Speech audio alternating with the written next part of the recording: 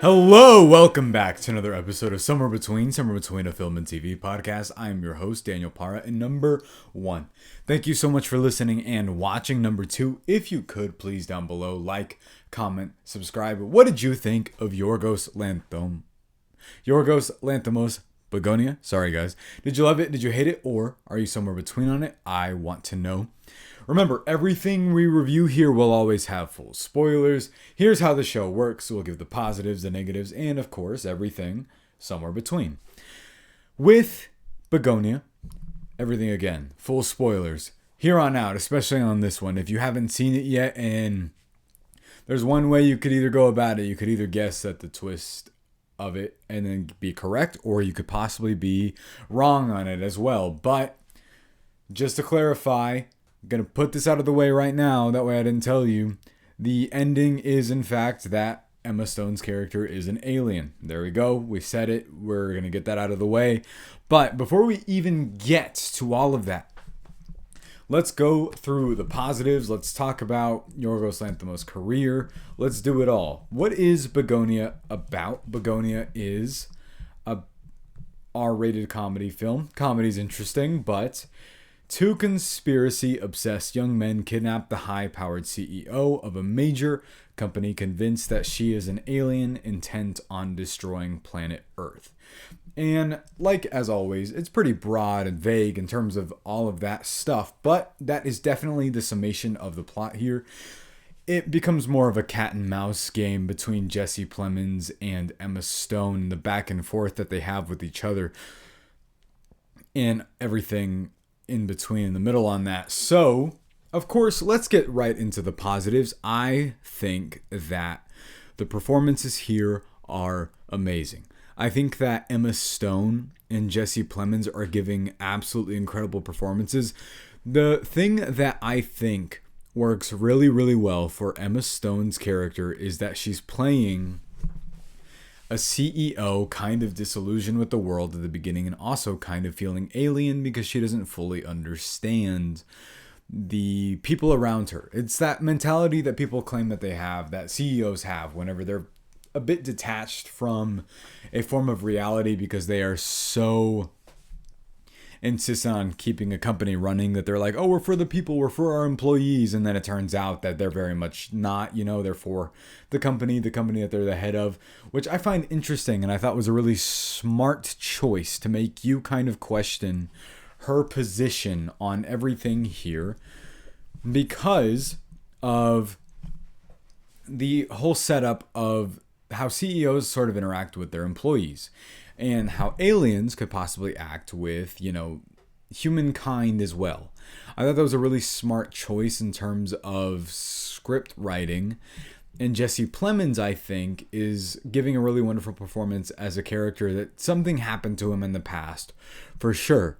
And he's latching on to the idea of conspiracy theories for the sake of saying that there's something out there, in the world that is causing it to be maybe not up to par with what it should be, or there's like all of this sort of undercurrents of things happening to work against the working man or whatever it may be. And I think that the two anchoring performances here are really so strong because of how they lean into the script that was given to them. I think that this movie's super strong. And answering all of this, did you love it, did you hate it, or are you somewhere between on it? I loved this movie. I thought that, well, like with most of his movies, with the exception of Poor Things, I feel like, for whatever reason, when I watch something of his, I don't immediately gravitate to it right off the bat. I think what happens with me is Yorgos Lanthimos has this particular sensibility about him where he makes things so detached and so uncomfortable, and the violence is so blunt and direct that when a movie of his is mean, which is, essentially nearly all of them, it feels like it's almost making you feel bad for watching it. So once it's over, of course, you're like, oh my God, what a relief that it's over. And it's not because the movie's bad. We're not in like an epic movie situation where we're like, oh, thank God that's over. Or like any of the disaster movies are just catching strays, but still. And This is more a sense of that was miserable. I felt miserable, and everyone in there was not having a good time. And by extension, watching people not have a good time for like 2 hours kind of makes you feel the same exact way. And here, though, especially in the latter half in the third act, it does not devolve, but it turns into this almost like sci-fi, not Looney Tunes, but like Looney Tunes if it were like Itchy and Scratchy from The Simpsons, but real. And it's all just so brilliant in terms of its tone and execution. I think that really what's the strength of it here is a lot of the moral back and forth that goes on here. I think that a lot of it was definitely about the kind of back and forth between how humanity is being represented in its darkest fashion and how we are kind of being judged for the darkest things that we do.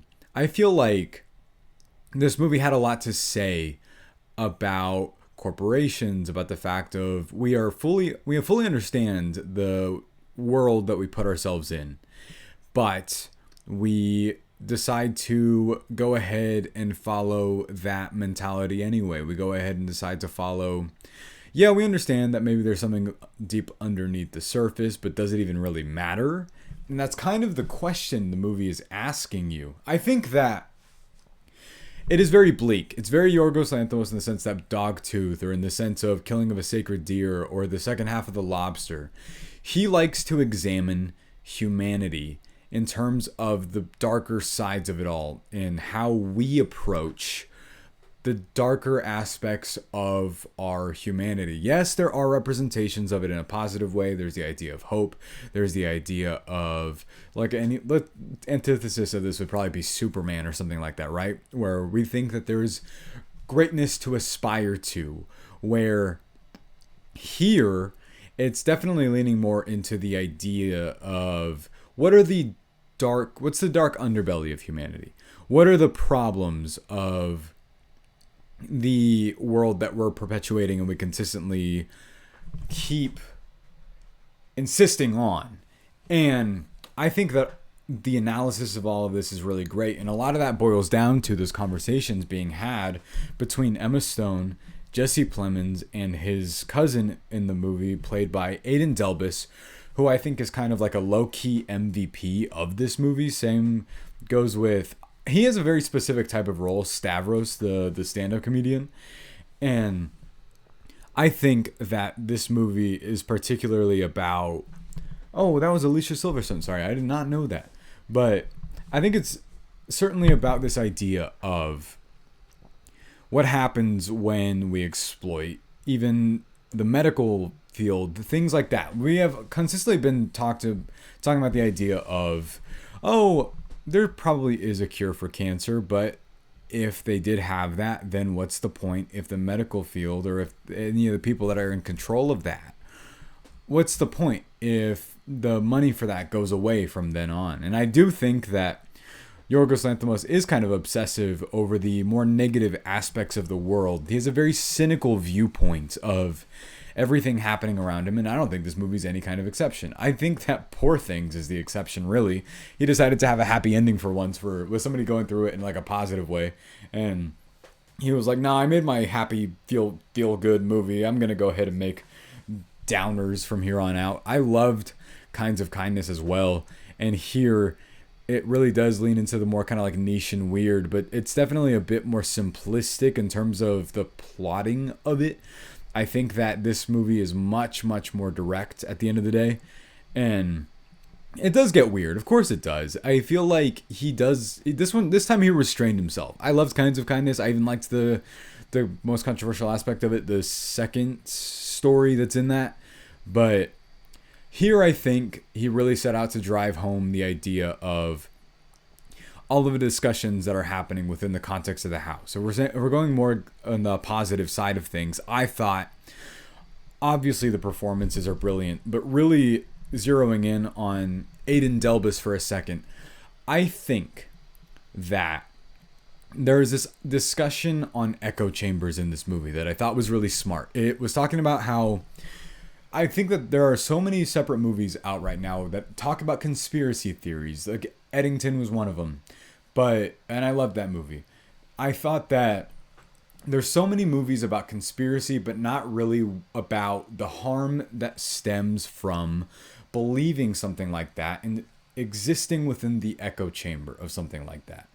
Obviously, there's like this whole monologue that Jesse Plemons gives about to Aiden Delbus about like, oh, I did my YouTube research and all of that.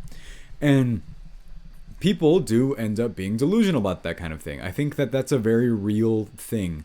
I think that Jesse Plemons' character in this, when it turns into sci-fi aside, is a very real archetype of person that I've met before, you probably have met before, but somebody that's really susceptible to believing in this kind of thing, maybe due to a trauma in the past, or maybe due to coping with the fact that they can't connect with the fact that they're losing an important loved one, and really seeking that, and people kind of like preying on this idea of people that exist that are like that. Now, naturally, Jesse Plemons is delusional, but he has his cousin with him, Dawn, and Aiden Delbus, who he kind of forces him into believing in this ideology as well. And I think that all of that stuff, the way it's written, is really smart because the character is obviously so avoidant of this. He does question the things that are happening around him. Of course, he's like, oh, I think that this might be for the greater good. I think that this might be us trying to save ourselves. And you spend a lot of this movie not really knowing the truth. And it's really hard to, it's like plausible deniability. I think that a lot of this does boil down to, do you believe him or do you believe her? Now, naturally, this movie kind of ends up being like gaslighting 101 and ends up being that Emma Stone is tricking him the entire time. She really is I believe they call them Andromedans, and that she really is the planet Bugonia. Is that what they were getting at there? But she really is an alien. And the thing is, the reveal is almost pointless in the sense of the overall context of how it affects both of them, because by that point, they're both dead. So really, what did it matter to Jesse Plemons' whole like crusade that he was going on trying to save the world when it ends up being kind of pointless for him in that context?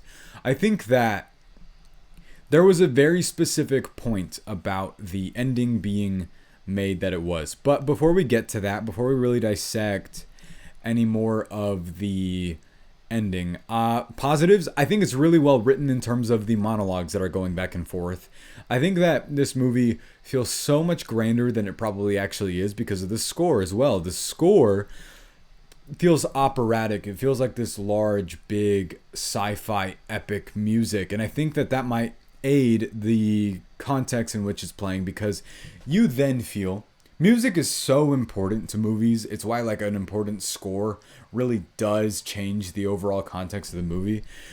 It makes it feel just as weighty and important as Jesse Plemons' character feels about the entire situation, because in his head, he's in a war of the worlds himself. He's in this big, gigantic effort to save all of humanity, while really at the end of the day, for most of it, it feels like it takes place in this delusional ass person's basement along with his cousin. Then he's basically torturing this, CEO, questionable to say innocent, but this woman that is a CEO at the end of the day. And we spend a lot of it kind of like, this guy's out of his mind, and you can't help but feel some sort of sympathy for her, but then you also can't help but feel some sort of sympathy for him due to the fact that the Stavros character, there's something that is implied there with him that I got the vibe of, that you notice that anytime he starts talking to him, he feels nervous talking to him, but it's not just because he's a police, but it also feels like there's some other stuff there because he keeps saying, sorry, I was such a bad babysitter. Sorry, I was such a bad babysitter. It's like a thing that's repeated over and over. And I do think that there are implications there of certain things that might have happened to him when he was younger with that subplot. And I do think it also might connect into the overall why he acts the way he acts. But then there's also, of course, the idea of his mother being hospitalized as well. And they keep cutting back to these really interesting flashes of the mentality that he might be in as well, where there's this moment where he's being talked to by Emma Stone. Also, there's a detail I like about that I'll get to in a second in terms of its writing. But he's carrying her like a balloon, and she's like floating up in the air in these like black and white segments. And obviously, it's supposed to be much more representative of like mental state than reality. But I do know that it's like an avant-garde image at the end of the day. Sometimes it'll just be one of those things where it's like, it's there because it's there. But really, it is there to represent an emotional ideal that he's still holding on to, something that he can't let go of. And the thing about that I noticed is that Emma Stone is talking to him completely unaware of the fact that later on that's her employee, which I thought was very smart that they did that, because it does show that kind of cold CEO mentality, and that she doesn't really acknowledge him until much later in that aspect, in that way, in how he handles talking to her when they're in the basement as well. But I thought that was so well written. I thought that Jesse Plemons' character motivations, they do make sense at the end of the day, for especially after like the aftermath, the implications of everything.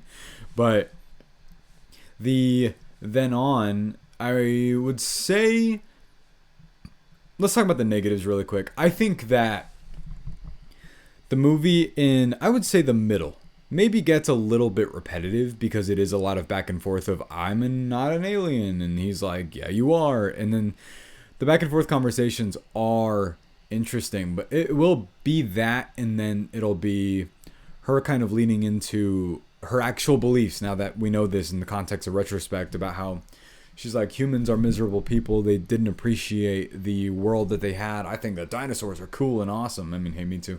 But then there's this moment that she talks about where bees, and I really liked this, where she's talking about how they do what they're told, that they kind of like just fall in order, and that's almost like what Jesse Plemons fills in the words for her by saying that, and he's like, she backs off on saying that there's like, oh no, they're just beautiful, or something to that effect. But a lot of the back and forth conversations I really liked. It's just that it might have hit that beat one too many times, and it didn't necessarily need to. But then right when you feel like it hits that exact problem is exactly when these unfolding events happen, in terms of killing the Stavros character with a bunch of bees, which is crazy, or the fact that Aiden Delbus's character Don shoots himself in the head because he ends up regretting this choice and regretting this, and he ends up being like, I don't want to do this anymore. I'm going to finally be free. And he sets himself free, and it's like a shocking moment, and the movie kind of devolves into these like chaotic events from there, where it does at first, it compliments this movie for being able to balance tone really well, because it is, I'm not going to say it's a comedy. I get like where that's coming from, but it feels like if it is one, then it's the darkest comedy I can think of, because there are moments where it's very funny, but there's also moments where you're kind of laughing out of pure like, ha ha ha, like just being really anxious about the situation that you're in. Because I really want to dissect the ending here, so we're gonna lay it out for you. The ending here is that he takes her back to this like CEO, her office, and it feels like she's bullshitting him, right? That she's like, hey, I'm going to put all of these numbers in this calculator, and then yes, it looks mundane, but it's obviously going to open the closet, which is my transporter. And then he says, okay, well, I'm prepared for this. He has a bomb attached to himself, and one event after another, at first you're like, because he ends up blowing himself up inside of the closet. And so deniability for us at this point, I don't know if I bought into the fact that she was an alien yet, up until kind of around when this happens. But you're like, okay, so he just blew himself up because he's an idiot, right? Because there are some moments of like screwball comedy that are in this, so it's easy to assume so. And what ends up happening is then she gets hospitalized and put into an ambulance, and then she sees the moon and she starts like tearing everything off, and then she's like running back into the office, and then it ends up being that she wasn't lying at all. It turns out the entire time that after she was set off in the basement, when she found out that there were actually Andromedans that were dissected in his basement, that there were two of them, and that's kind of at that point where she probably takes initiative and agency to do that. And yes, there is a payoff joke later where once she transports all of the other aliens that are around her, like, sorry, we couldn't use our hair to contact you because she didn't have any at that point in time, which ends up being like a further re-solidifying of a lot of what he said being true. Maybe not every like minute detail, but a lot of it. And I think that some people are going to interpret this as just like weird for the sake of being weird. But I took it as a parable, a metaphor for the idea that we are aware that there are plenty of things that we fall in line for that are going to kill us or are wanting to take over our initiative of how we believe in things, whether it be any company donating to like any politician, anything like that. I think that it's supposed to be a large scale metaphor for the fact that we are so caught up, like multiple things, right? It's so caught up in the idea of human nature, how selfish we can be, how much we are going to, how far we're willing to go to maybe even hurt others to further cement in what we believe ourselves, or even to the effect of the government or the idea of the world preying on the people that are really susceptible to believing things, that are just looking onto a kind of latching of hope for pretty much anything at all. And it ends up being that at the end of it all, even if you knew all that, even if you were aware of all of that, does it even really matter? It's very much a cynical viewpoint of the world itself that the movie is making a point on. And I thought that was brilliant. I thought that was really smart. Obviously, of course, that's like a moral thing if you actually agree with that in real life.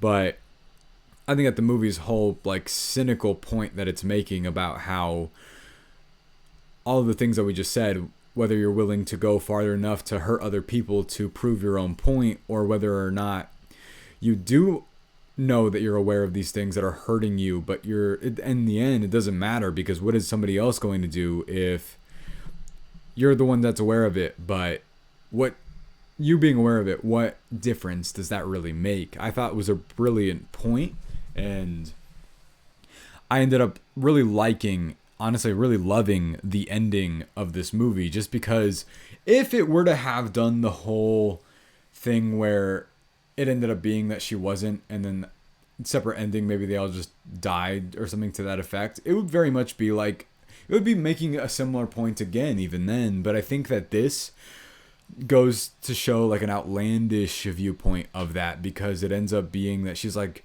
you know what, humanity had their time, and she ends up killing them all. And it even goes to show that it was just humanity, because dogs are still walking around, cats are still walking around. And I felt like that was very, very intentional to do that. But I think that it's interesting because it feels like Emma Stone's character almost does it because of pettiness, because she finds out that two of her own members of her, I guess it would be race, her species, were killed by him, and it feels almost vindictive by the end that she kills all of humanity because of this. And she says they've had their time. And I love this movie a lot overall. I think that it had a lot to say about us falling in line, about the orderly idea of the world, and us constructing norms for ourselves in terms of what we believe and what's okay to believe. And I thought that Emma Stone really sells this performance by really like triple acting. She's doing this like CEO thing where she's doing the orchestrated language where she says, can we have a dialogue? And then there's like a scene about that where it's like, no, can we have a conversation? And really breaking down these barriers, but also turns out she's had like one up the entire time that we don't know until the very end, which is brilliant. She's such a great actor, and I think that that performance is multi-layered, and honestly really, really incredible that it was pulled off and accomplished. And Jesse Plemons, same thing. He very much is going for the idea of like he needs help. He needs a form of help. And the system was obviously robbed of him for doing that. There's also a crazy scene in this that I just want to mention really quick where he gives his mom antifreeze and kills her, and that's just like, it's one of those like dark humor moments where you're like, what, why? And it seems like that you're like, oh man. And that's why we know that ends up being a game of cat and mouse. But even to that effect, before the alien thing, if Emma Stone would have just done that, it's kind of interesting. It makes her a specific type of person as well, going to that extent, I think. But overall, I did love this movie a lot. My one negative aside, that it got just maybe one beat or two repetitive in the middle portion, but I've been thinking about this movie a lot, and I've been loving it a lot and thinking about it more and loving it more the more I think about it. I think it's brilliant. And overall, I'm going to give it a very high score. I'm going to give this a 4.5 out of 5. I loved this movie. What did you think of Bugonia? Did you love it? Did you hate it? Or are you somewhere between on it? I want to know. Up next is going to be a review for Predator Badlands. I'm excited to talk about it. But again, remember to subscribe. Stay tuned for that. What did you think of this movie? Thank you guys so much for listening and watching. As always, I'll see you next time.